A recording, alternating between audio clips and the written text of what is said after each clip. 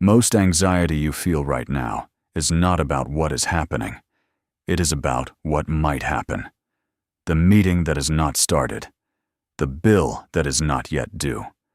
The conversation you have not yet had. Your mind has traveled forward in time, and it is suffering there. The Stoics noticed this 2,000 years ago. They built a method to come back. This video will show you that method. Why anxiety lives in the future. Here is something worth sitting with. Almost nothing you are anxious about is happening right now, in this moment. Right now, you are breathing. You are watching this. You are physically safe. The anxiety is not about now. It is about a version of tomorrow that exists only in your mind. Psychologists call this anticipatory thinking. The Stoics called it something simpler. They called it a failure of attention. When your attention drifts forward into imagined futures, your nervous system responds as though those futures are real. Your body prepares for a threat that has not arrived. That preparation, repeated daily, becomes chronic anxiety. You are not anxious because your life is dangerous. You are anxious because your mind will not stay where you are.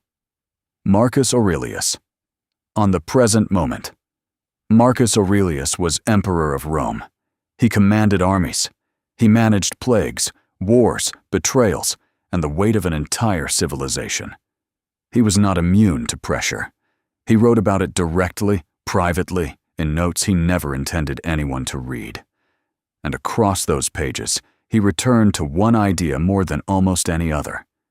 Confine yourself to the present, not as a comfort, as a discipline. He understood that the mind, left undirected, wanders into futures it cannot control and pasts it cannot change. And in both places, it suffers for no practical reason. His instruction was not to think positively about the future. It was to stop living there entirely, to bring your attention back to the only moment where action is actually possible. Not tomorrow. Now. Modern example. Work deadlines. Consider a man with a deadline approaching at work. The project is large. The pressure is real. His manager is watching. For 3 nights, he cannot sleep. His mind runs through every possible failure. He imagines the conversation if the work falls short. He imagines what his colleagues will think. He imagines the worst. None of that has happened, and none of that thinking makes the work better. In those 3 nights, he has suffered the failed deadline dozens of times in his imagination, while the deadline itself has not yet arrived. This is what Seneca described when he wrote, that we suffer more in imagination than in reality. The Stoic response to a deadline is not to pretend it doesn't exist.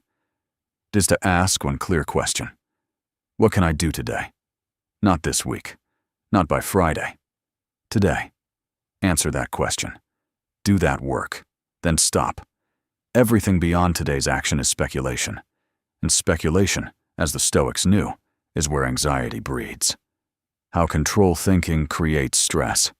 Epictetus was precise about this.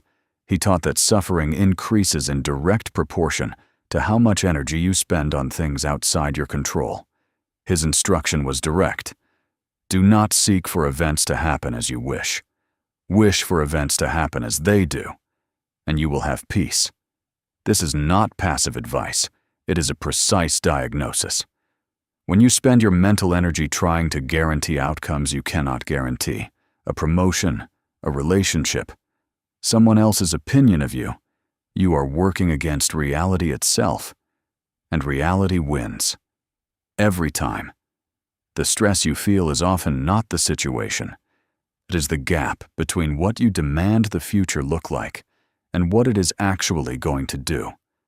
Close that gap, not by lowering your standards or your effort, by releasing the demand that the outcome obey your timeline and your expectation.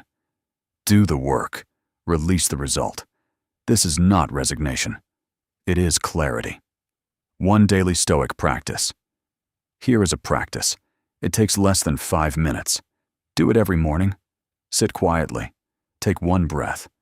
Then ask yourself 3 questions. What am I anxious about today? Write it down. 1 sentence. Is this within my control? If yes, identify one action you can take today. Just one. Write it down. If no, write this. This is not mine to carry. Then ask the 3rd question.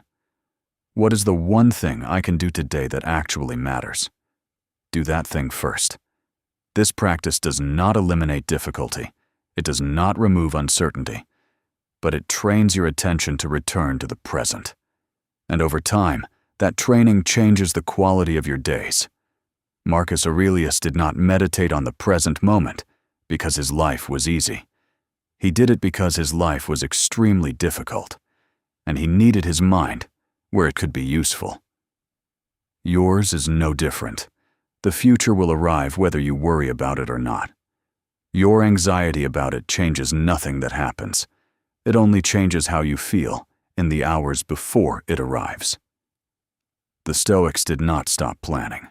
They did not stop working. They did not look away from hard realities.